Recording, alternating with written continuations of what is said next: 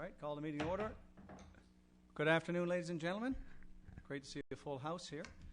Welcome to the first day of May. Yeah, it was a little better than yesterday. Now I didn't say that. Councillor Tessier. We got a great crowd here in the chambers, and probably the most paper I've seen on our desk since we went paperless. But I guess that's just a sign of the times and how busy this time of the year is. So it won't be too bad. We'll work through this now, and my machine just went blank here. So give us a second. We'll call it up. Just to begin, well, like I said, welcome to the meeting, and we just had one of the speeches in the Focus on Youth. One of our speakers spoke off before the meeting, and a fine job was done. So congratulations to Ms. Curran, who spoke for us today. So I said we have a few things outside the agenda here. Anything else we wish to add outside the agenda? None. If that, I'll call for a motion to adopt the agenda for the May 1st meeting. Moved by Councillor Walsh, seconded by Councillor Ledwell. Call the question. All those in favour? Contrary minded? Motion is carried. Now we'll move to the adoption of the minutes of the April 17th meeting. Moved by Councillor Stoyles, seconded by Councillor Aker. Are there any errors or omissions? Any errors or omissions in the minutes of April the 17th? None noted. Let's call the question. All those in favour? Contrary minded? Motion is carried. Okay. Business arising from the minutes of April 17th. Councillor Stoyles? 283, I do believe. 283. And that would be the hedge. Okay. The famous hedge. I wanted to report, gladly report that the hedge has finally been removed. 2 weeks ago at our public meeting, of course I brought it up again, and the next day our staff went down and took, I guess, the L shape out of the hedge that was causing the sight distance to the residents. I received 3 phone calls and 2 emails. I passed the emails along to other members of council, but the phone calls I didn't. But a large number of people in that area are really delighted that the safety issue is gone. It certainly was a hazard trying to get off and on onto the street, on the Bannister Street, and they're delighted to see that now when they come up on the corner of Churchill that they can actually go into the street safely. And I'm delighted that the staff, it took close to a year to get the hedge removed, but I'm delighted to say that it's finally done. Yep. Thank you. Okay, I did as well have comments, from several residents down there. And of course, some people question why we didn't remove the entire hedge. And of course, we removed only the portion that was deemed a safety hazard that impacted sight lines. So I explained to the 2 or 3 people that had asked about that. So you're right, yes, a lot of comments on that, and they were all favourable in terms of increased sight lines, and they found it much easier now to get from Churchill Avenue out onto Bannister Street. Okay, thank you, Councillor Stoyles. Anything else from the minutes of April the 17th? Going once?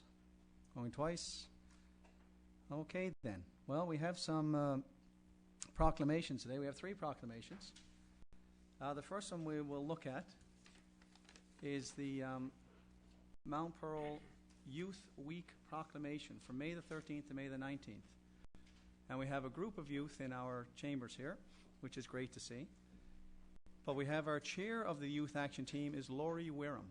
So Laurie is going to come on up and say a few words on this. When I read this, you can come on up, and I'll read this into the minutes here. He's not half as scary as he looks. He's actually pretty friendly. Right, thank you. They know how scary I am. So I'll just read this into the minutes, and then you can speak to it on behalf of the Youth Action Team.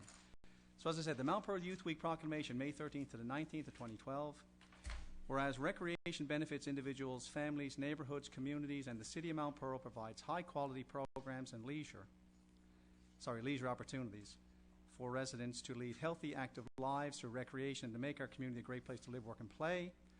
And whereas there's an increasing interest in youth development, through recreation in Canada that is founded on a substantial and growing body of research to support the role of recreation in the positive development of our youth. And I think Ms. Curran just spoke to that in her speech.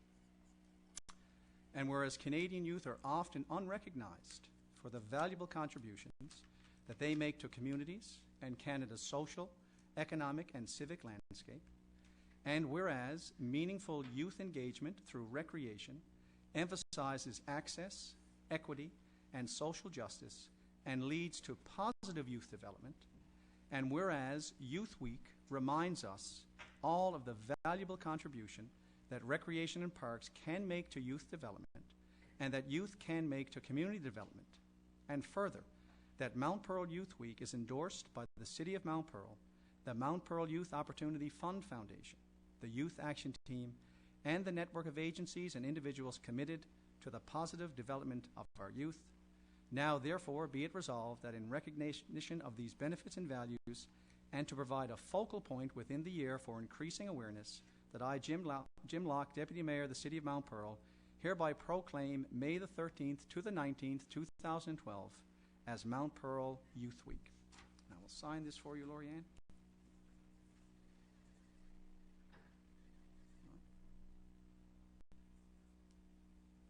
And I'll turn the mic over to you. I'll turn it on. You can share some comments. Let us know what we're going to be doing for The bottom, I think. on the side. Ah, here it is. Thank you. All right. Scooch you over now because we need to get you on the webcam, I'm told. So move on. Thank you for your introduction.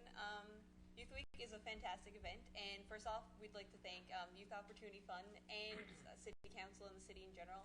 It's something that I know youth in the city look forward to every single year, and that we have such a great time at. I'd like to draw attention to our members who are currently with us. We have Kirsten Didum. We have Caitlin Maven, who is also our events coordinator. We have Amanda Mansfield, who will also be handing out flyers to say what we're going to do, and she's our vice chair. We have Emily Dyer. We have Michaela Quinlan. We have Haley Chalk. And we have Tyler Kay. I'm not going to try to pronounce his last name, and he's our secretary. Cobflash? y- Yeah.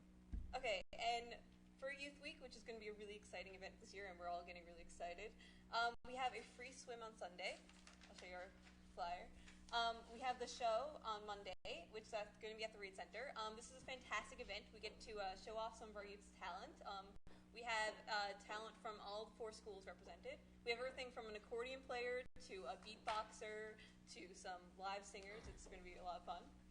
We also have something new this year, which we're really excited about, is a time capsule. We've invited people from all over the city, people who work with youth, represent youth, everything, to put something forward in a time capsule that we're having an event on Friday, and it'll be closed, and we'll have an opening ceremony in a few years now, and everybody come back. And That's a neat idea. yeah. Yeah.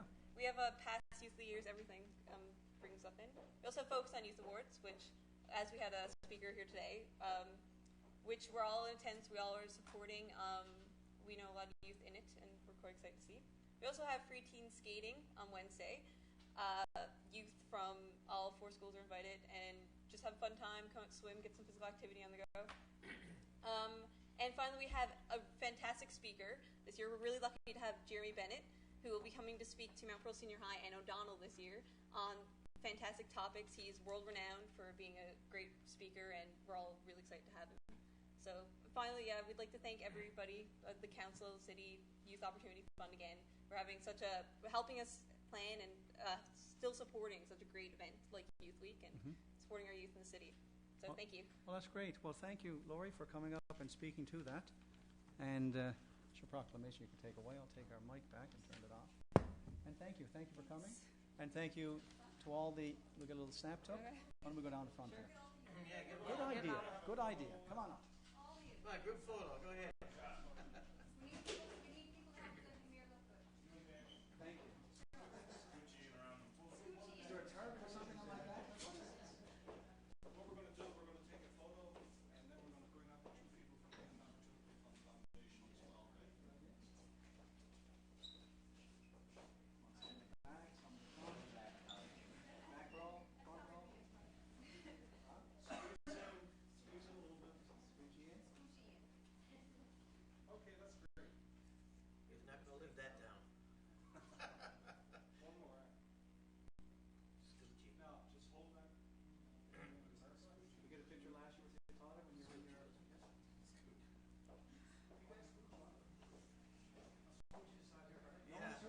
You're representing the youth, not the Fuji. That's my kind of scoochie. One more.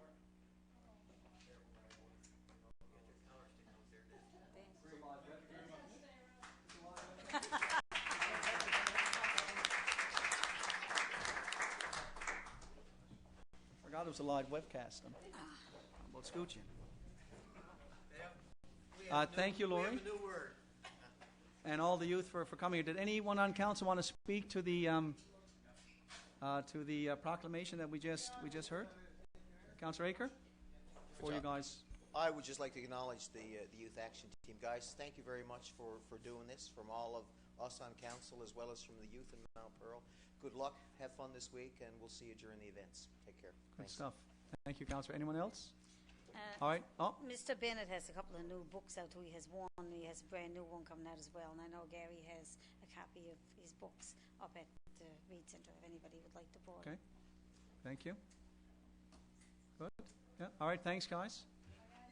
I know I say it often. I know Councillor Walsh came up through the school system as well, and as principal in Mount Pearl, and Councillor Ledwell came through, as a student. And I think it's a great initiative. It just this highlights all the positives of our youth, as was said in the proclamation. That they contribute lots, and often in the media they get the black eye, the negative attention. But there's far more good that goes on than some of the wayward youth that we see. And we see it every day in the school system. So I think it's great on the youth for doing this. So good on them. Okay, that's the first one. The next one here is a proclamation for Municipal Awareness Day, and we don't have anyone to speak to this, so I'll just read this one in. Municipal Awareness Day. Whereas municipal government is responsible for the provision of services that enhance the quality of life of its citizens, and whereas dedicated mayors, councillors, and staff are essential for the effective governance of their municipalities, and whereas citizen involvement is essential for an active community, and whereas it is fitting and proper to recognize and encourage the contribution of all who work diligently for the improvement of our municipalities, therefore be it proclaimed that May the 9th, 2012 be known as Municipal Awareness Day in municipalities of Newfoundland and Labrador, in recognition of the vital role of municipal government and in recognition of all those efforts to support it. I hereby declare May the 9th, 2011 a Municipal Awareness Day. And Worship, Councillor Stoyles. I was going to speak to it just to say that during Municipal Awareness Day, M&L Board is going to be meeting in Gander that's going to be the first day of our board meeting, starting the symposium. So I will be in Gander next week for the symposium, and of course we're going to day early. I'm going to day early because we're going to be doing our board meeting, and we're going to be, to my understanding, we're going to be at council in the town of Gander. And that they, Okay. I think the plan is that they're going to be doing an event for Municipal Awareness Day in the town of Gander, and I will be there for that day. Okay. And of course, M&L certainly supports Municipal Awareness Day, and always encourages other towns and communities to do activities during Municipal Awareness Day. We also, We sorry. often Right. done stuff, but you go ahead, Your Worship. No, I was just going to say we've also in the past, didn't mean to cut you off there, Councillor Stoyles, have done events for Municipal Awareness Day, and anything planned for this year that We anyone had an wants to open speak of? house last year, I think, but I think Stefan was. Mr. Yevchek? Your Worship, it's actually in the process of being planned right now. Okay. We've had the Manager of Economic Development and Community Communications. She's actively involved in preparing something, so we don't have anything definite at this point, but there will be. We will surprise you. Right. Well, we usually Be engage- aware and beware. Okay, we usually engage our youth in the schools and stuff like that. So yeah, it's usually a fun day for the kiddies, and also to highlight the great work that our workers do here in the city. So, Can I yeah, just, Councillor Walsh. I think one of the things that we've done consistently, Your Worship, is it is an opportunity. As you said, we've had many different things at open house. We've also had the equipment from the various pieces of heavy equipment Right. from the depot down here at the lot, and some of the children really like to visit that. But I think it's a great opportunity, Your Worship, for us as well to acknowledge the tremendous work that gets done by our professional staff. from our CAO to our directors, all of our inside workers, and the multitude of workers that we have this time of the year, cleaning and repairing our infrastructure. It really provides an opportunity for us to sort of stand back and focus on how much exactly gets done by way of offering programs and services to residents in a municipality the size of Mount Pearl. For people like ourselves, we're in a fairly comfortable situation in Mount Pearl, fortunate to always have a good complement of candidates, for example, running for elected office, but we all know that that's just not the case in many other jurisdictions throughout Newfoundland and Labrador.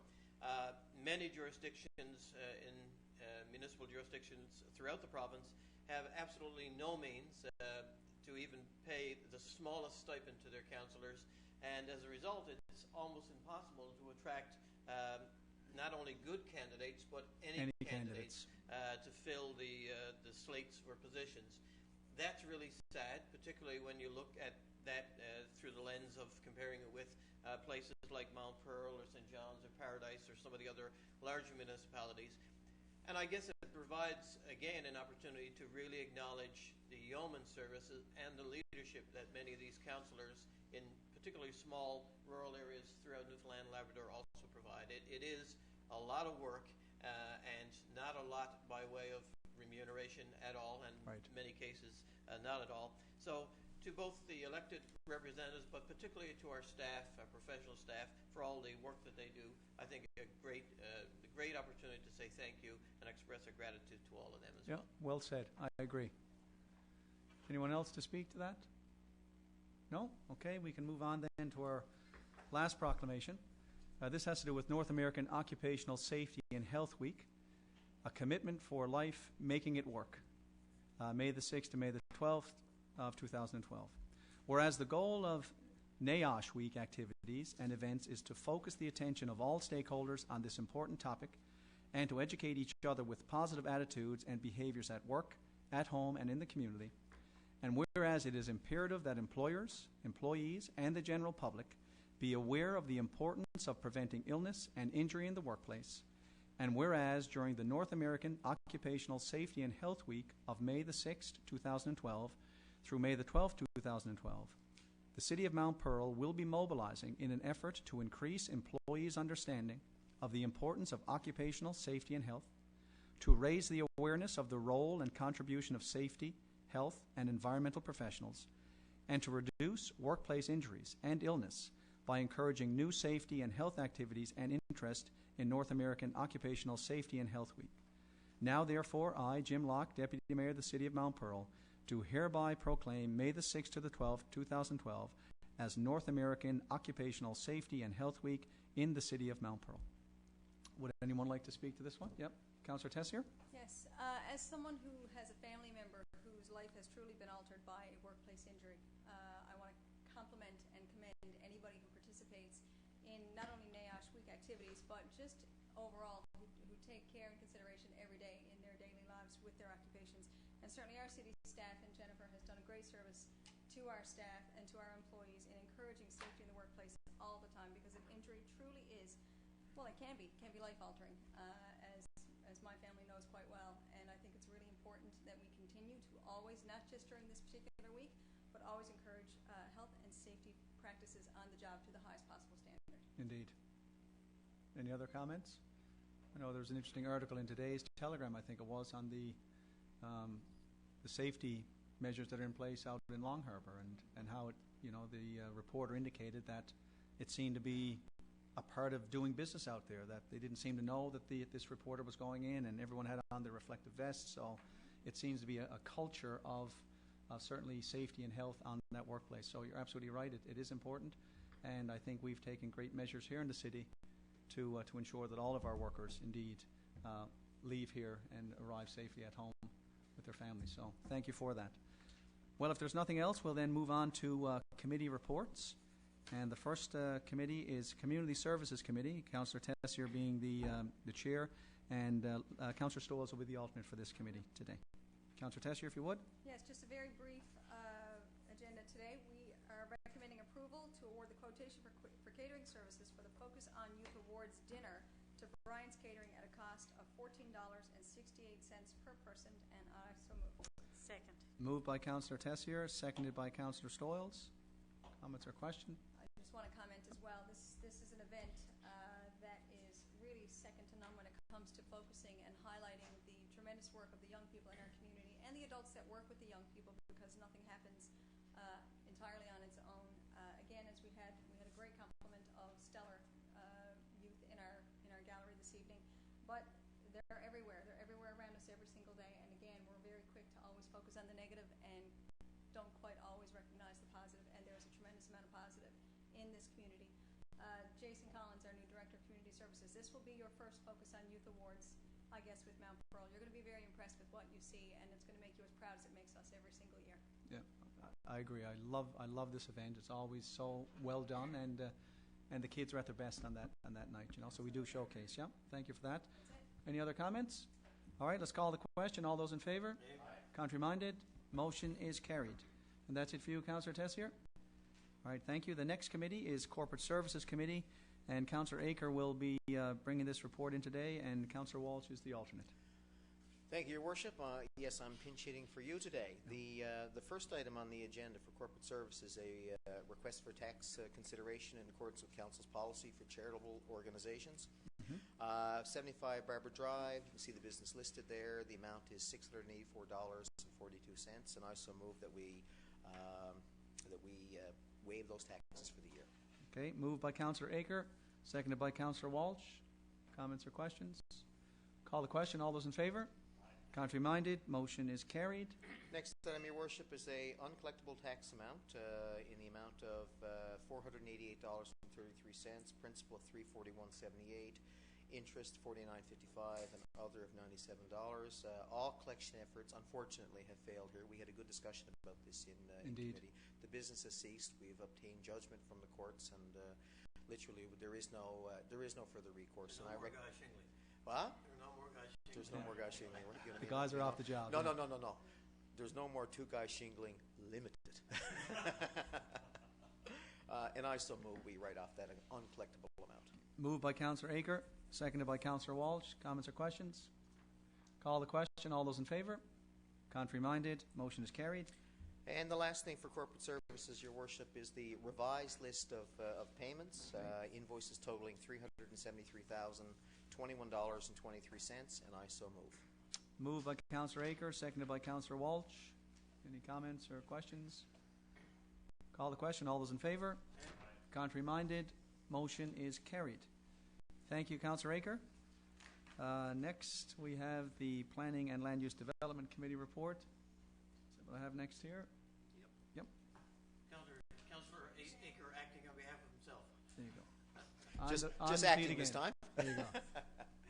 All right, we're on to planning. Thank you, Your Worship. The first item we have is the property located 1246 to 1258 Topsa Road, 5 Corey King Drive, 1260 Topsa Road. The owner is proposing that the properties be consolidated, and in addition, a gun range will be placed basically on the eastern edge of this property. It'll be a new building that will be built. The zoning for this area is for 1246 Topsa Road and 5 Corey King Drive, it's commercial mixed, and for 1260 Topsa Road, it's about half and half. Okay. The western edge of that particular property is zoned light industrial, and the eastern edge of that piece of the property is commercial mixed. Let's talk first about the gun range. Right. Main issues with the gun range typically are noise, municipal bylaws, and safety. Okay. On the noise front, this is an indoor range. It's not going to be an outdoor range where basically you'd be hearing guns popping off all day long. It's not located in a residential neighborhood. In fact, the nearest residence could be, I don't know the distances, but certainly several, almost a kilometer away before you'd find a residence. So therefore, being indoors, being away from neighborhoods, we don't find that this type of use is going to be very distracting. The city also, as part of this, the business operating there, will have to approve the hours of operation. They must, of course, abide by our city noise bylaws. And the RCMP also has a document, which is part of their regulations, that refers to the RCMP's shooting ranges and sound document. And they must constantly, the owner of this business, in operating this business as a gun range, must use noise abatement techniques and follow that document to the letter of the law, or have their permit to operate. This is a permit now from the RCMP. Okay. Under the Canadian Firearms Protection Program, that permit can be revoked. Okay. We consulted with the RNC on this particular issue. They sent us to the RCMP because the RCMP has jurisdiction in this country for matters of guns. The next item is the municipal bylaws. And in this zone, we don't really have a definition for a gun range. So typically it's considered to be a general assembly. That's how we're going to process this. Okay. And staff are recommending that once, assuming council approves this, we'll also go in and we'll put gun range in as one of the permitted uses within the commercial mixed zone.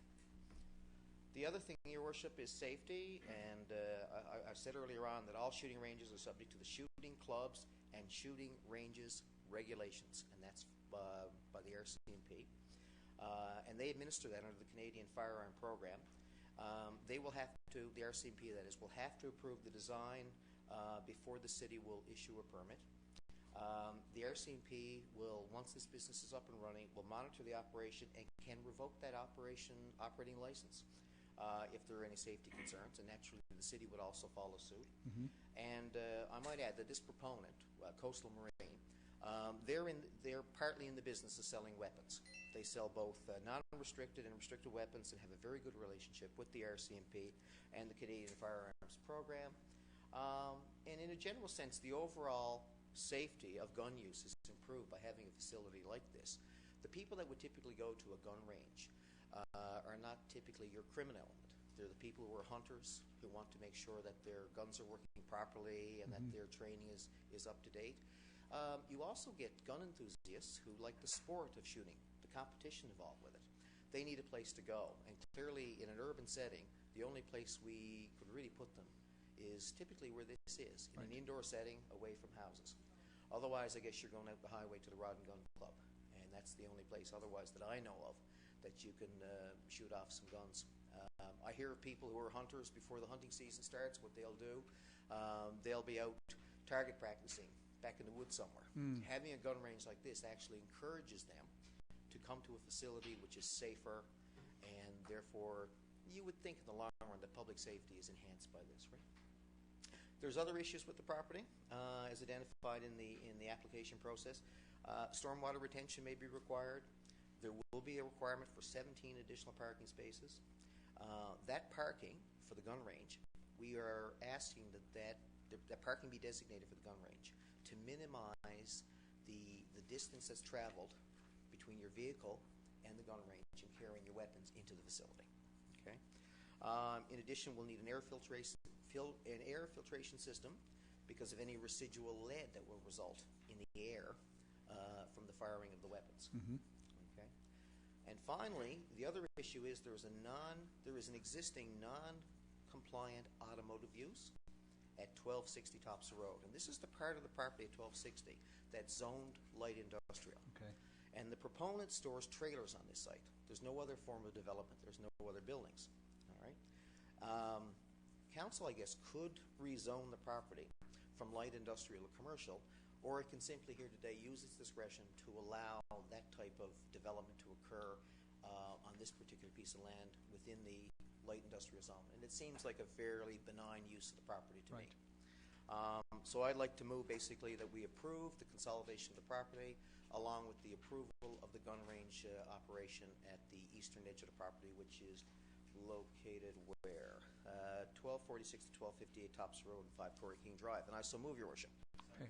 Moved by Councillor Aker, seconded by Councillor Ledwell. Any comments or questions? Yep, Councillor Tessier. At the gun range, I mean, it sounds like a very controlled environment, and it sounds like it encourages safe practice, which is good. I know everybody kind of gets a little, your ears perk up when you hear gun range. But if for anybody who is not a gun enthusiast, for anybody who's not a hunter, anybody who doesn't own a weapon, do you know, Councillor Aker, if there is going to be that ability for people to go in and pay to rent or borrow something? Is it like renting bowling shoes? Do you know that? In the little bit of research that I've done, what typically gets happened at a gun range is a club gets put in there. And under the regulations that the RCMP manage, you have to be a member of the gun club, or you have to be a guest of a member of the gun club. And then, of course, all the regulations with regards to restricted and unrestricted firearms, they all kick in here at the same time. So I guess the question would be, can I just take my hunting gun that I'm allowed to have, and just all of a sudden walk up one day and come to the fire range and start shooting it off, right? And the answer to that is no. And in addition, if you are invited by the owner of the property or a member of the gun club, you must also be trained, or oriented is probably a better word, in the safety of gun operation within that club. Okay. Right? So does that answer your question? It Your does. Worship, I had a question Councillor as well. Storrs? I was wondering, is this the same group as part of the Radon Gun Club out on the highway, or is this something, a brand new business that's starting up? That's what I was wondering, because I know the Radon Gun Club has their own membership, and you have to do a safety course in order to go out to the Radon Gun Club to shoot, in order to do any recreation shooting and things like that, because my daughter-in-law is involved with them, and she has, they're a member of that, and I'm just wondering if they're part of the same group. To the best of our knowledge, this is the proponent who will operate the gun range is the owner of the property, which is Coastal Marine. They're not affiliated with the St. John's Rod and Gun Club. I don't know if they will have a working relationship with them, because typically, I guess the St. John's Club is not necessarily going to always have access to their property out on the highway. Right. Especially in winter and that. So they may have a working relationship, but that was never presented to the committee. So I can't directly answer that question, except to say that it is an independent business. It's a privately run business. And from what I can tell, apparently there's 170,000 firearms in this province alone. And there is a big demand, basically, for both competition as well as for people who want these are responsible hunters, before they go out, they're required, for example, to get their sight lines in order, make sure their gun's in working order. This is the perfect place to go, because you can practice with your shot, so to speak, but you can also tap into the business that's there. They sell guns. Right. They also repair guns. So it's almost a one-stop shop. Does that answer your question? Yeah, okay. I have Councillor Walsh? excuse me, quick question. Again, I know you're not an expert on this, and I'm not planning to grill you on guns or the whole idea of the range. I think it's good that it is actually in a controlled environment. But we don't approve gun ranges very often. I have to say, I'm only aware of a couple that ever existed in the region. One was in the RCMP building. The RNC, I think, has a range there. There used to be a gun range actually one time at the university, which is no longer in existence there. So we don't do it very often. I was kind of hoping that this facility would actually be part and parcel of the certification program that people go through, provide another opportunity for them to use the range to be certified, because you have to have a certain degree of marksmanship Right. these days to be certified to get a license. So I'd hoped it would be associated with that kind of an operation. My question really, though, is this mixed commercial good, and you know better than I do in terms of planning in particular, but it seems to me that that's a very general kind of Catch-all. zoning. Yeah. So would that then, if we just add gun range to mixed commercial, would that mean that any mixed commercial operation could technically have a gun range if that's what we decided to do? Mr. Yevchek. Your Worship, Councillor Walsh is correct. This is a unique situation. It is I believe, the only private indoor gun club, certainly this part of the province, and they are very limited, as you mentioned, Councillor Walsh. The intent with the receipt of this application, the location that we're dealing with is very ideal for this operation, in that it is isolated from residential development. It's in a commercial mix. It's partly commercial mix, part light industrial, and around this location is all commercial, light industrial type of buildings. So it fits into that area very nicely from a land use perspective. We've identified as a General Assembly use, which it could fall within, and that can be allowed in our commercial mix use zone. The concern is, and exactly so. Same as churches, though, and other things. Correct. So, Very different. correct. And that's why what we want to do is define these. We may never get one again, here in Mount Pearl.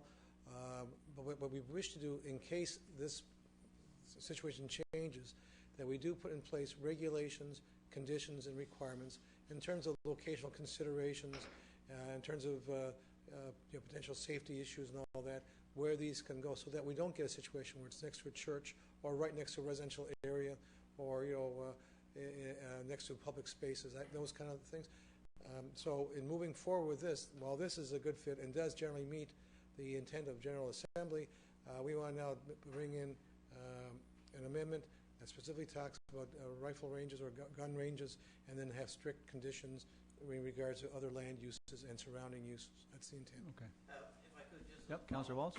I think you've done a tremendous job in this particular application in making sure that there is proper regulatory control and also very appropriate stipulations applied and conditions applied to the development. My question, obviously, and I think you may address it in the development of your regulations, but it just seemed to me that under General Assembly regulations and under just a mixed commercial development, as long as the adequate degree of thought, and I know it will be, Yep. it seems to me that it should be almost extrapolated so that it's very, very different than assembly for church purposes and other things, Right. and that it may require even a separate consideration as a zone use, so that the implication can't be, okay, we know that there are very rigid regulatory controls for gun ranges, but they can exist in any mixed development as long as you meet these rigid. Right. And I'm not sure that should be the case. Okay. That's my point. And just consider that when you're looking at the development of the regulations. I don't think it is the same as other public gatherings, and I don't think it is the same as other mixed commercial developments.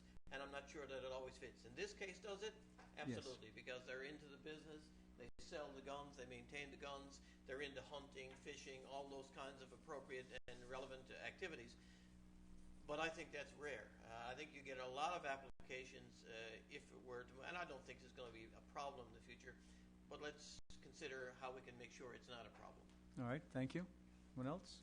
You want to Close the debate. closing comments on that, no, Councillor Aker? Very good point. And of course, one of the things we will consider in committee, and I think it's an absolute, it has to be discretionary. Right. Regardless of how and where and when you define it, it has to come back to this table every single time, given the sensitive nature of it, right? Sure.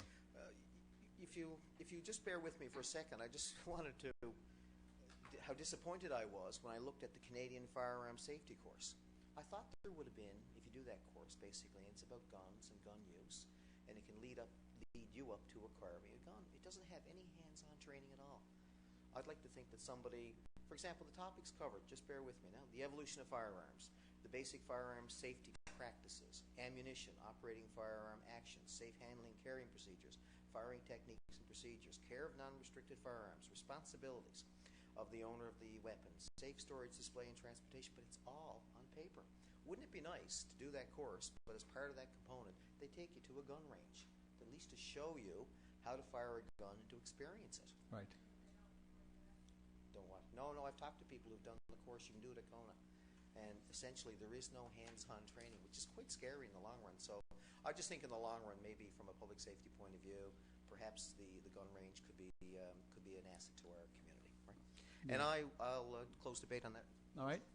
Thank you, Councillor Aker. Let's call the question then. All those in favor? Aye. Contrary-minded? Motion is carried. Now, me Next. again. Mount Carson Avenue, Arterial Road, and I'm referring now to Section 7.6.1 of the Mount Pearl Municipal Plan, which establishes road hierarchies, and in particular arterial roads. What we've done basically is we've realigned the top of Mount Carson. We've eliminated Grangel Road. We put in the new section of Mount Carson and eliminated a portion, the northerly portion of Wyatt Boulevard. So all we have to do now basically is I'm presenting a motion that we redesignate the arterial road to be Commonwealth and Mount Carson, replacing Commonwealth, Mount Carson, Grangel, and Wyatt. It's just an administrative matter, and Sure. I so move. Okay, moved by Councillor Aker, seconded by Councillor Ledwell. Comments or questions? I just wanted to mention Councillor Storrs? Grangel Road is no more because that's the only one that is gone. And I'm just wondering if we would look at renaming another street to that, because I know it was named for a specific reason when it was done a number of years ago, and because now it's gone, and eventually it might take 20 years to get off the mapping systems and whatever, and the GPSs, but I'm just wondering if it would be an area, especially up close to that development, that when we do, and when that development gets done, if we could have it on our books to consider again for a street name, because it had some significance. Indeed, I think that has been brought up. Oh, Councillor Aker, you're going to speak to I that? would Yep. support that, actually, putting it back into the list of names, the nomenclature committee. Basically, do they get reused? I'd like to ask the director, though. Can names get reused? And bear in mind that this property, or this street, I don't think ever had a property on it. It was probably never referenced in the mail system. There was no addresses to go to. You would think if there's any restrictions, they would be applied pretty loosely to Grangeville. Is that the case? Mr. Yevchek? Yeah, Your Worship, the good news on this is that you're correct. We had no actual buildings on Grangeville Road. There was properties on either side, but no actual buildings. So it's not a matter of affecting specific numbering on a street. This was raised earlier when we were dealing with the reconfiguration of Mount Carson Avenue. Council at that point did request that if there's a future road in the close proximity to where Grangeville was, that we consider renaming that, and yeah, we do have the authority to do so. What we will do as a result of this discussion, though, just to be certain, we will advise the St. John's Regional Fire Department, who approves the names of roads in our region, that we want to still keep that name as a Mount Pearl name. So when we do have the opportunity to apply the street name, that it is in our list of approved names, that it's not taken by another municipality. I have one other comment to make, Your Worship, Councillor Storrs? and I'm just wondering, because of that, and it's up this evening, I'm just wondering, like Richard Nolan Drive, when we changed Ruby Line a couple of years ago, and we changed it to Richard Nolan Drive, I know GPSs don't pick it up because it's right off of my street. Every time I go back on my street, I go on to Richard Nolan Drive to get on Barbara Drive, and the GPS still don't have it.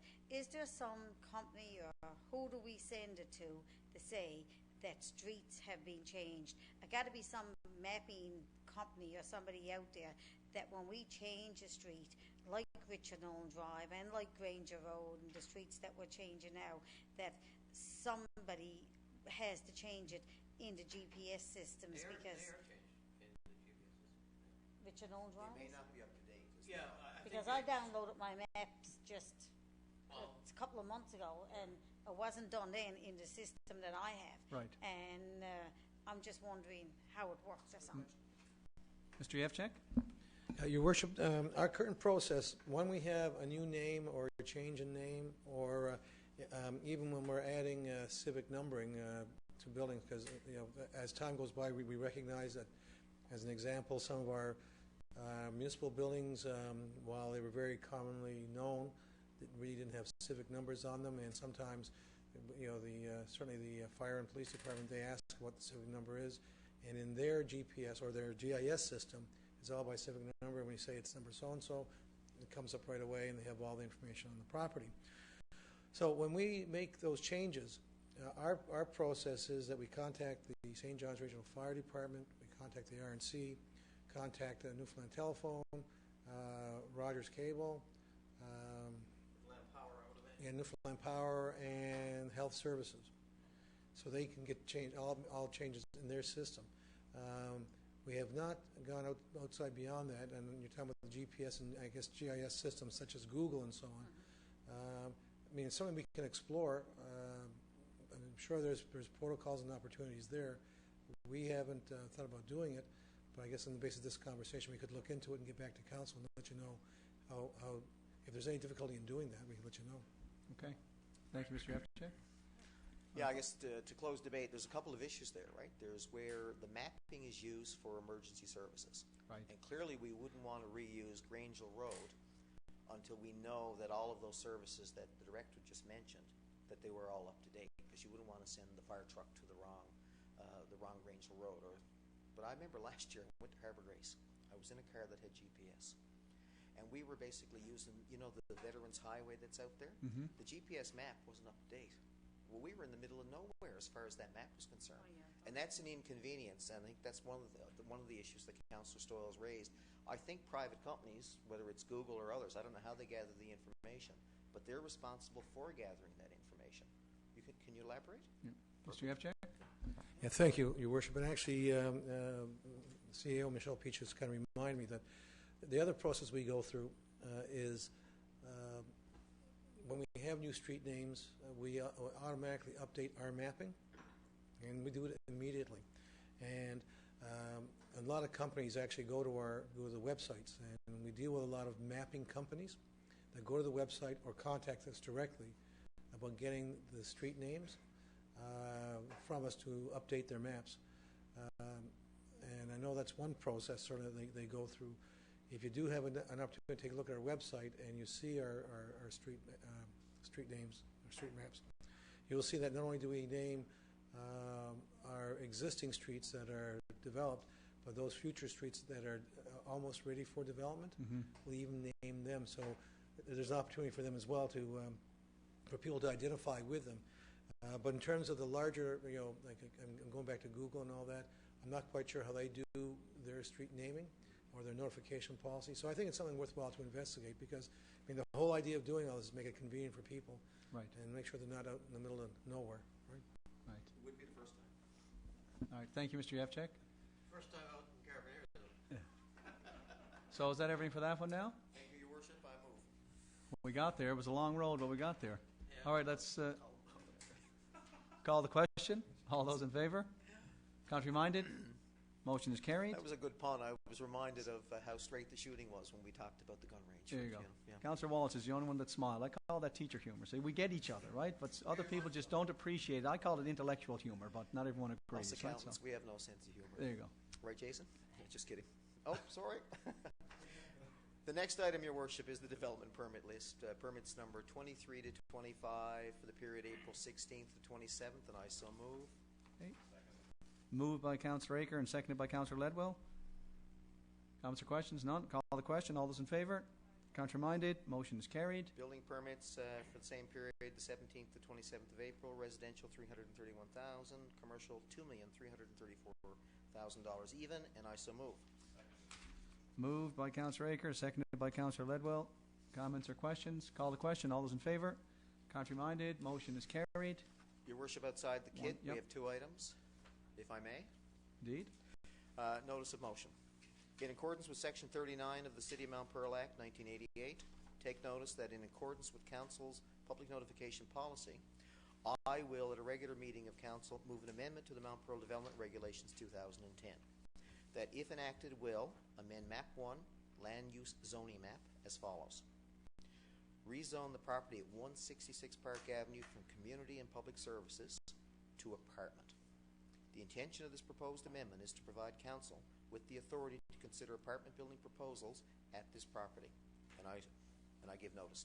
Okay. Thank you. And one other. One other thing, Your Worship. Yes, Team Gushu Complex. This came in at the last second this afternoon. We have a piece of property down there where we're about to do the paving and the resurfacing of the parking area in the area of the Team Gushu Complex. This area is, according to the map here, is right on the rear end of the old Smallwood Arena, which is currently called the Smallwood Fieldhouse, I believe. Back in 1989, we did do an expropriation, but effectively all we did at that time was we expropriated for purposes of an easement for putting in water and sewer. Okay. Clear title has not been obtained. The Planning Department is recommending, and I'm moving here today, that we begin the expropriation process so that we can get clear title to the land. We'll own it outright. And in order to do this, now, given the background here, where we have a tender that's about to go out in the next few days, which would see the parking lot greatly improved, and of course we're under certain deadlines and timelines, we'd like to give the city solicitor and staff the authority to begin this expropriation process. There may still be some negotiations leading up to the expropriation, but this gives the staff the, I guess basically the will of council to proceed, and I so move. Okay. Moved by Councillor Aker and seconded by Councillor Ledwell. Councillor Stoyles? So is this property owned by an individual now still, or is it is still owned, so money didn't change hands when it was expropriated. As I understand, I asked that question too. There was some money exchanged hands in the original expropriation, but the value was determined based on an easement as opposed to title. Okay. So this is for title, and clearly that would cost a bit more money than, say, expropriation for purposes of easement. We cannot go paving private property. You know, we don't have an easement for that use. We have an easement for the water and sewer line that's underneath it. Okay. So if we were to proceed with the pavement, we'd have to basically acquire the land outright. If we don't acquire the land, we're not going to be able to pave that area. Mm-hmm. So this will give staff the authority to begin the process. Okay, thank you, Councillor Aker. Any other questions? All right, let's call the question then. All those in favour? Aye. Contrary-minded? Motion is carried. That's it? Thank you, Councillor Aker. And I know we do have one other outside, the Public Works Committee, if Councillor Walsh wants to just, speak to that. A couple of things, more information than anything else, Your Worship, and I apologize for not having it in the Dropbox, not me, but our staff. I think it had to do with the fact that Wanda is missing, and we have a new administrative assistant who's probably not familiar with the Dropbox system, and if that's not the case, that's our story. Okay, it's the director's fault. Seriously, we normally do have it in, obviously, in this short item. I just want to give you an update, again, where we are. Our winter seasonal staff have ended their shifts, and on Monday, we've actually very quickly shifted gears into seasonal workers. The focus changes dramatically from, winter snow clearing operations to spring cleanup, removal of litter, excuse me, a repair of curb, gutter, and lawns that have been damaged throughout the winter months, etc. I just want to remind residents of a number of things. Excuse me, Your Worship, I think I have a frog in my throat. First of all, lawn damage has to be reported. A lot of people think, and incorrectly, that if your lawn has been damaged as a result of snow clearing operations, that we're going to do a drive-through and automatically repair that. That's not normally how it works. Normally, we like to have the area identified. That's not to suggest if we're driving through and doing some repairs and we see something that we may not address it, but we'll definitely miss properties for sure if they're not reported. So the obligation is on the homeowner to report it so that we can be aware that there is a problem and go fix it. As you know, the condition of some of our parks, walkways, open spaces, I think one of our councillors last week even spoke of some of the litter around some of the big box stores, and it just seems that this time of the year, I guess more of it is exposed and it is more of a visible problem. Sure. Some of it has been hidden as a result of months of winter conditions, and I guess the message is simply this: the more help that we can get, either from individual homeowners, neighborhood groups such as might participate in our 20-minute makeover, which is scheduled to launch soon enough. But if groups or individuals are interested in coming get the garbage bags and participating in a 20-minute makeover beforehand, by all means, we would accommodate that and encourage that. It's a big job, so we'd ask individuals, schools, business operators, but particularly as well some of the employers of the big box stores to take some ownership in this and to get out, particularly at this time of the year, and do whatever they can to help clean up in and around the areas. We'll try to take care of, with our crews and as part of the 20-minute makeover, some of the trails and the parks and the open spaces that might not be done. And there is yet another initiative that's designed to help, as we all know, the Waterford River. So most things are sort of at least broadly targeted for cleanup, but it's the neighborhoods and just the ordinary areas around our city where there is litter and debris that's visible that we could use a lot of help with.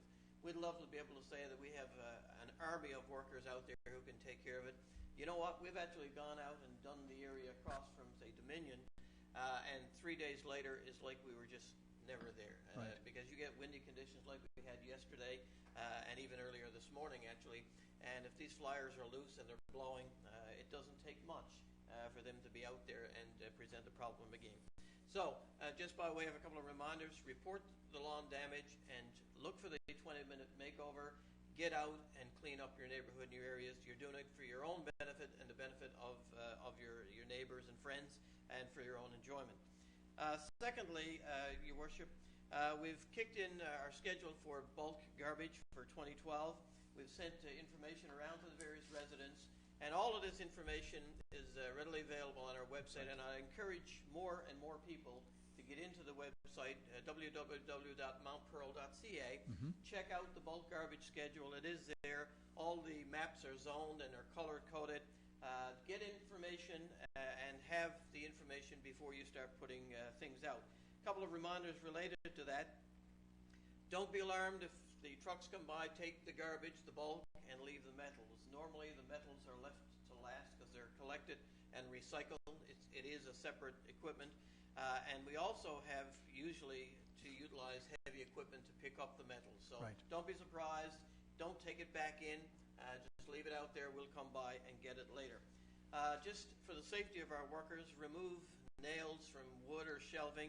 We don't take large construction materials anyway, but if there's a little bit of wood that's around that you're cleaning up after having some light repairs that you'd be undertaking yourself, make sure it's safe before you put it out there.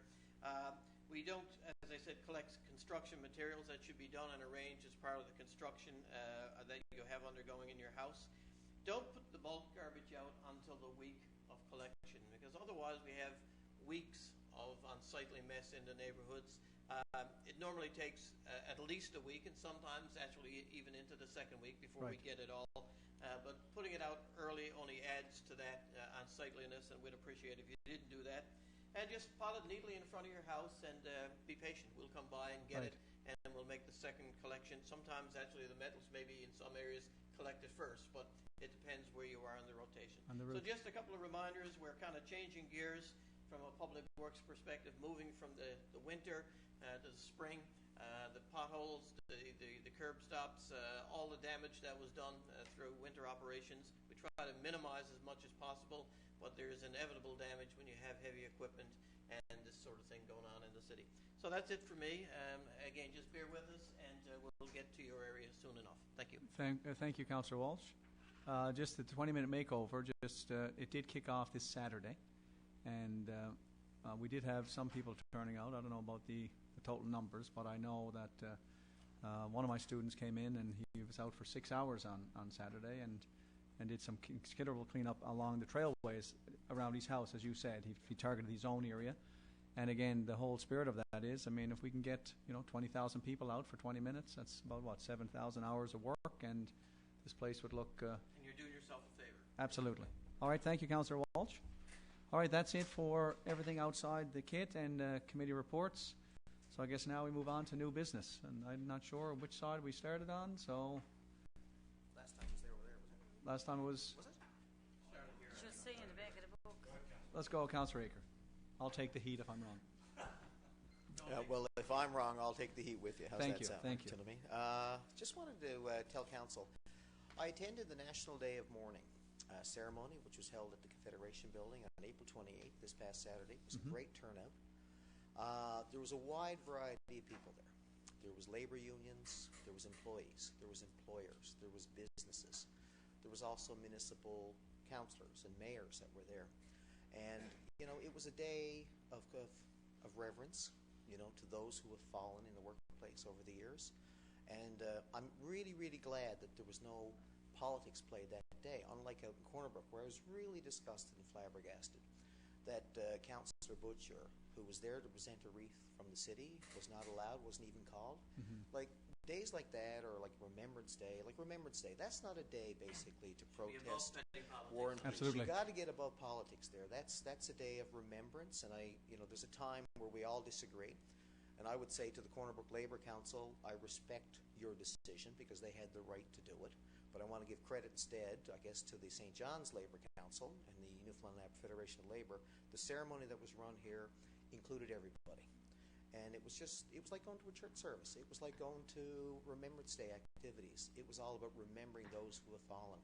And as we now go into, was it North American Occupational Health and Safety Week, that week is dedicated, really, if you think back, to those that did fall. Right. And that's why we put in place. So I just think these types of events, we don't want them to be politicized.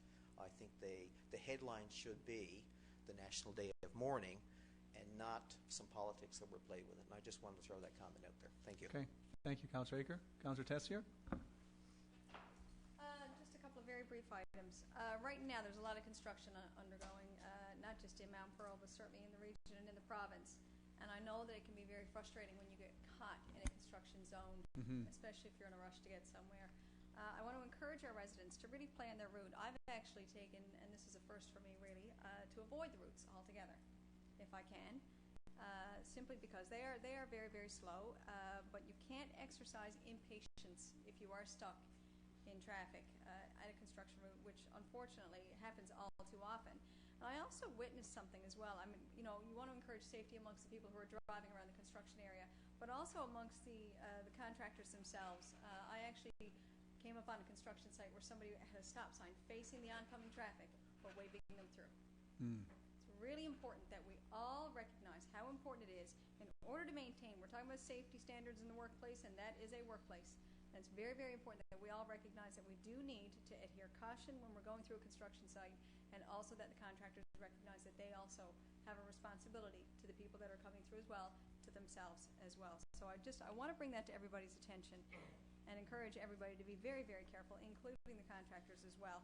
And to that point, I noticed today as well, I was out and about around lunchtime, and because the weather has improved so dramatically, yesterday was just the most bizarre day I think we've ever had in years. But there's a lot of children out and about now in the city streets, and they're really excited to be out because the snow has melted. It's actually getting warm, and they're flying all over the place because they finally have the ability to do so.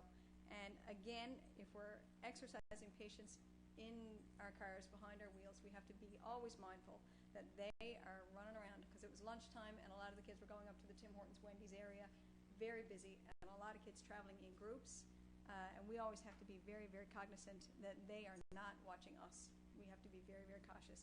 So I want to encourage that because I'm seeing it a little bit. I'm seeing a little bit of impatience on our city streets, especially around the construction areas, and I think it's very important that we recognize safety first. Indeed. And it'll probably increase as the construction increases in the area. You're going to have more slowdowns, and so yes, a valid point. I must say, however, I don't experience much congestion on the trailways when I'm biking to work. So there's quicker routes, and Don't encourage the mayor, less congestion, and I'm a little less stressed when I arrive at the workplace. I don't have to encounter that. But valid point. I just saw today heading home myself at lunchtime, and a group of young kiddies bolted across. They didn't have the walk sign, but of course they're scooting across because they're on such a limited time for lunch, and they're not always paying attention. So we must, and they're starved to death, absolutely. Well, and to that effect, actually, if I may just expand a little bit, in the construction zone, when you are delayed, and you're delayed for quite some time, I know going up Mount Carson, you can be delayed for quite some time. When you finally get past it, there seems to be a tendency to make up for lost time. Absolutely. Cannot make up for lost time. You still got to adhere to the speed limit. You still have to exercise caution, and that's really something that it's only just starting.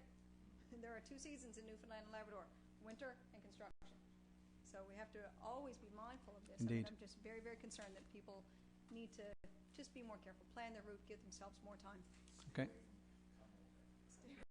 Thank you, Councillor Tessier. Councillor Stoyles? Yes, Your Worship. I have a number of things.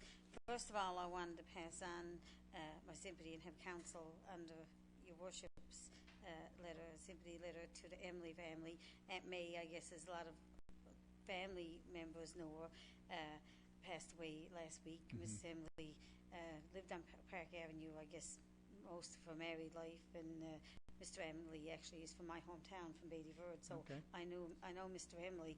I didn't know Aunt May as well as I knew Mr. Emily, but she passed away, and I certainly want to pass along my sympathies to the family, and I'll Okay. look for a letter from council as well. Also, Your Worship, proud dad called me this afternoon and asked me to mention that his daughter was in the volleyball girls under-16 championship this past weekend in Corner Brook, and they won the championship. They bet out 28 teams. Wow. And he just... I think it was... Intermediate? Is that Mark Rice? No, it wasn't Okay. Mark, but I think it was his daughter that played, and Right. and that. But Paul Lathy was the gentleman that I spoke to, and they were in Corner Brook this past weekend, and they won the championship, and they were quite pleased with it. Oh, good for them.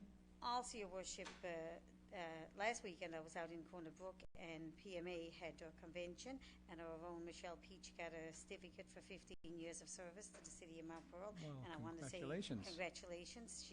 She's been with this 15 years. She's been with the city for 15 years, Yep. and PMA recognised her out there the weekend, and I certainly wanted to recognise her here today as well. Congratulations.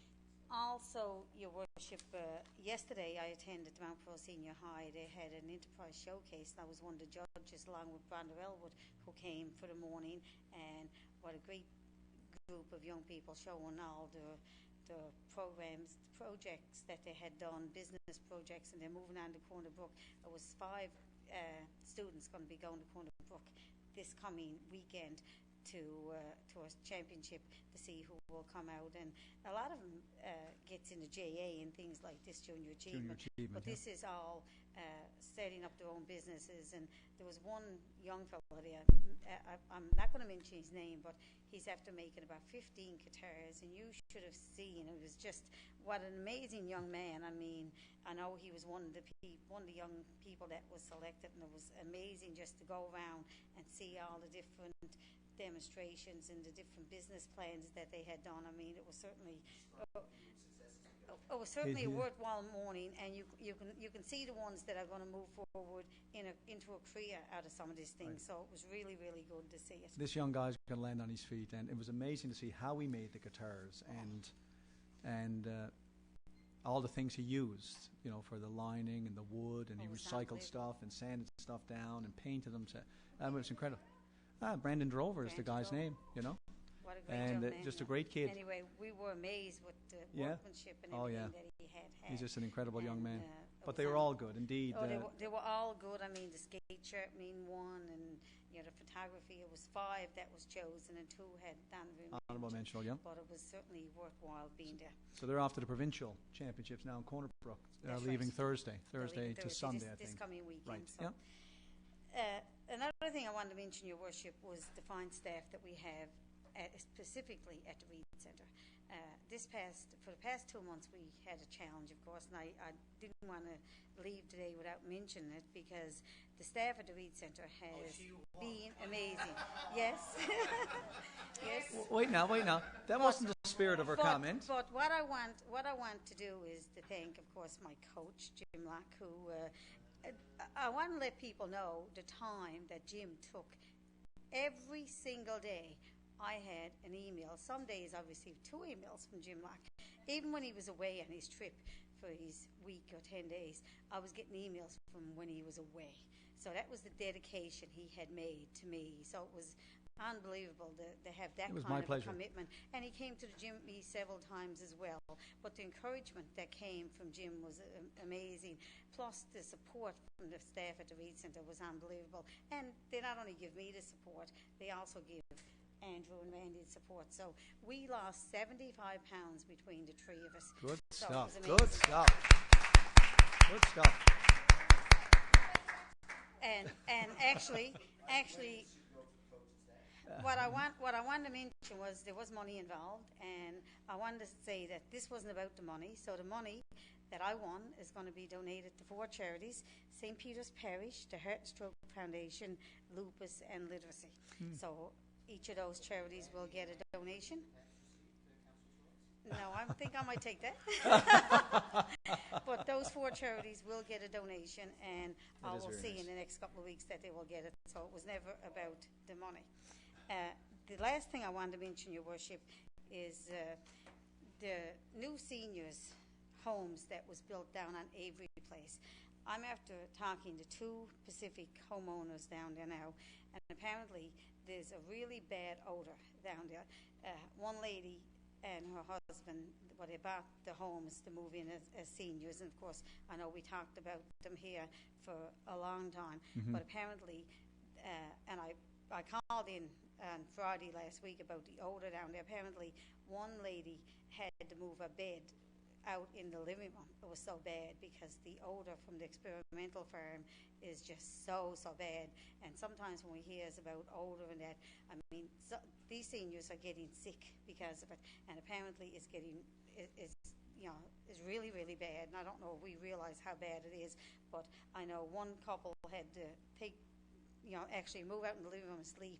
They couldn't actually sleep, and they said, another gentleman said he had to go to Clarenville to his son's house for a week. It was so bad when they did I don't know what they do, if they spray or what they're doing at the experimental farm, but they asked us to look into it, so I certainly would like for our staff, because it's a serious problem down there for those residents, because they're border right on the edge of the experimental farm, and assuming that it's coming from there. I think. Is that what it is? Whatever it is making some of this, especially the seniors. They said, one gentleman was saying, he said, my wife is a bit sickly anyway, he said, and he said, she just hasn't been able to keep anything down. He said, he said he called the Department of Health, and he called a couple of people, and he didn't know if we could get involved and do anything or anything. And I said I would mention it today and see if there's something we can do, because surely, God, we can find out what they're doing. And even if they don't, spray or spread the material, I didn't think they were doing much at the experimental farm anymore. Comment? Anyway, I will pass it on to our staff to check out and see if it's something we can do, Okay, because Mr. Yevchak will it's bad check enough to into put that. up with it once, but hopefully Sure. they won't have to have this problem again. She was only for the spring, though. Okay. Normally.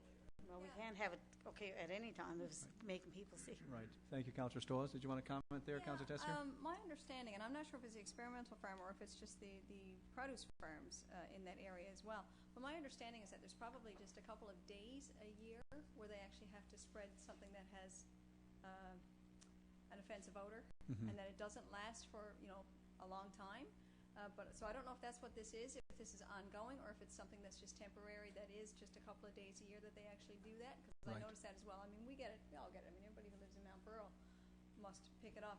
The wind is wrong. Yeah. Not right. So but I believe that there are maybe a couple of days during their planting season that they might actually need to spread a fertilizer that doesn't necessarily come with a pleasant odor, Right. and not necessarily as an ongoing Sure. practice. But Mr. Yevchak indicated he can check into that. All right. Thank you, Councillor Stores. Councillor Walsh? Just a couple of quick things. Again, I did send congratulations to all three of the councillors who participated. Particular congratulations to Councillor Stoll. She said all along, by the way, she was going to win.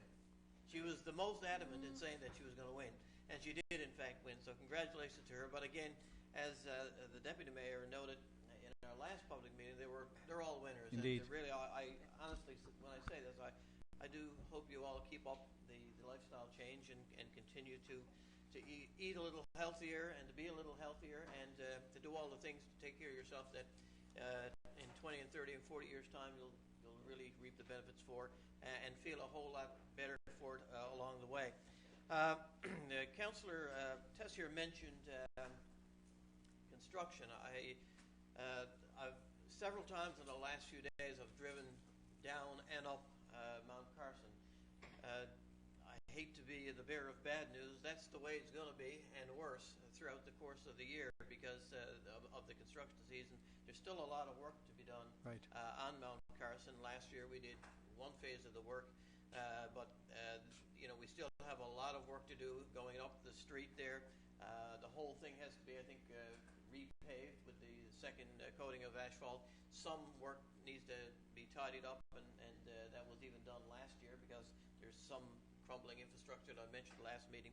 So that and many other areas, as Councillor Tessier rightly said, I mean, this is a construction season, and we sort of reap the benefits when we can. And this year, we're able to get at it a little earlier than Right. we normally can. So Thanks to the weather. we have to be patient. We have to slow down. But that area in particular, we've had a number of meetings focusing on traffic calming and traffic remediation on Mount Carson, particularly because of the location of the Masonic Park. And a lot of seniors, including my own mother, who lives there. She's 86 years old, God love her. But when she's leaving the area, and she's still driving and in reasonably good health, but they're very, very nervous leaving the area. When they leave and turn right, it's not quite so bad, but if you're leaving Masonic and you have to turn left, it's even a little more treacherous. We don't want to add more traffic lights. We're already the traffic light capital of the world, I think, and so we want to try to be able to do this safely without installing more traffic lights to slow traffic down. So just a word of caution on that particular area especially. I know we always welcome people to the gallery, and we have Mr. Kennedy and Mr. Heffernan here. I'm not sure if they're expecting some sort of a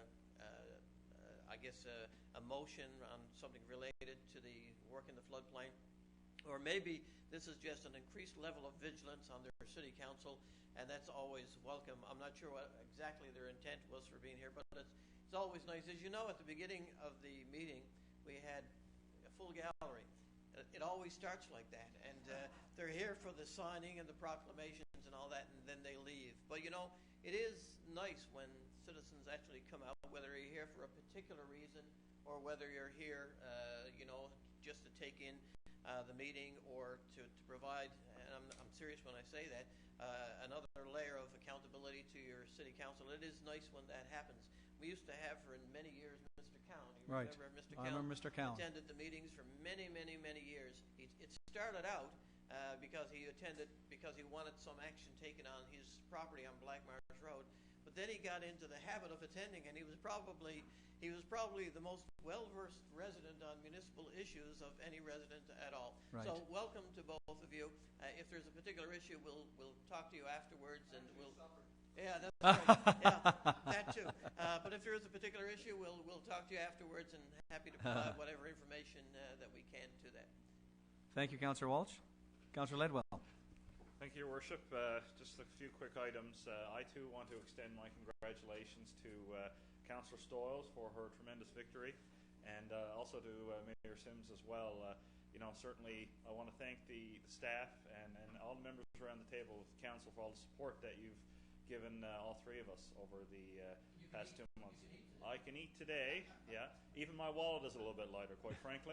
But no, I think it certainly has spurred me on to want to continue with a healthier lifestyle, and hope perhaps it's done the same for some others as well. I think it was a great couple of months, and I certainly enjoyed it. So, here. I wanted to make mention of two events I attended recently. One being on April 20th, I had the opportunity to bring greetings on behalf of the city at the opening ceremonies of the Atlantic Gymnastics Championships. That was hosted, of course, by Campia Gymnastics here in the city. It was held out at the Newfoundland Labrador Sports Centre in our neighbouring city of St. John's, of course, but it had distinct Mount Pearl flavour to it. Campia provided all of the volunteers, of course, and they were the organising committee. It was a very well-run event, and I know that a lot of the athletes experienced quite a bit of success there as well. So I want to send out congratulations to Campia for showing that we certainly can host some tremendous events, some very prestigious events such as Atlantic Sport Championships. So a great job was done by all. Good stuff. Finally, I also want to make mention, on Saturday evening I attended the 58th anniversary of the Salvation Army Corps up here at our Citadel in Mount Pearl. A real lovely celebration of spirituality and service and family. It was very well attended for a Saturday evening, and I want to thank Major Lacey up there for the invite, and I just want to commend them. 58 years for any spiritual or worship community is certainly a sign of a very strong group of people up there, and I want to thank them for all the work they do in the community, from whether it's the kettle campaign at Christmas time to the summer Bible school that they put off. I was amazed when they went through their annual report, and as part of their celebration, noticed some of the milestones that they had achieved throughout the year. It was really interesting to hear, and I know they've been around for a long time, so here's to another 58 years and well beyond for our Salvation Army Corps up here. Indeed. At the Ashford Drive Citadel. Great, thank you. Thank you, Your Worship. Yeah, I had the opportunity this past Christmas actually to stand at one of the kettles at a store. First time I'd ever done it.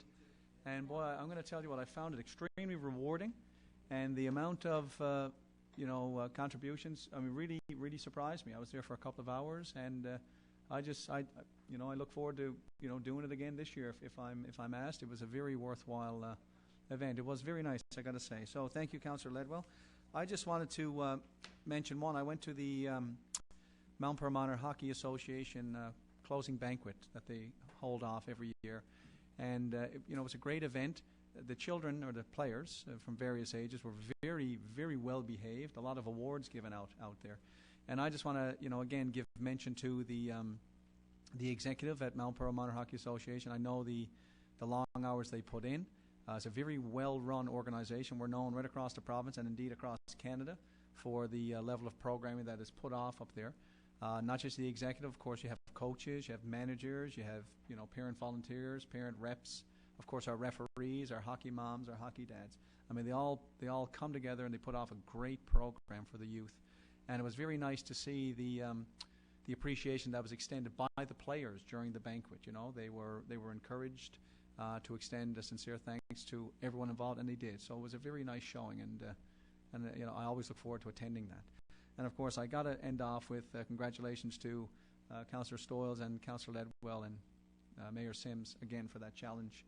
I was there for the weigh-in on Friday night, and again, I'll just end up by saying you guys are an inspiration to I know to me, and certainly to all the residents of Mount Pearl for taking on the challenge and sticking to it. And again, as I said, there's no losers here because you guys have done a great job. So I wish you well in the future, and let's hope you stick to it. Can I call for a motion to adjourn? Moved by Councillor Tessier. All right, thank you.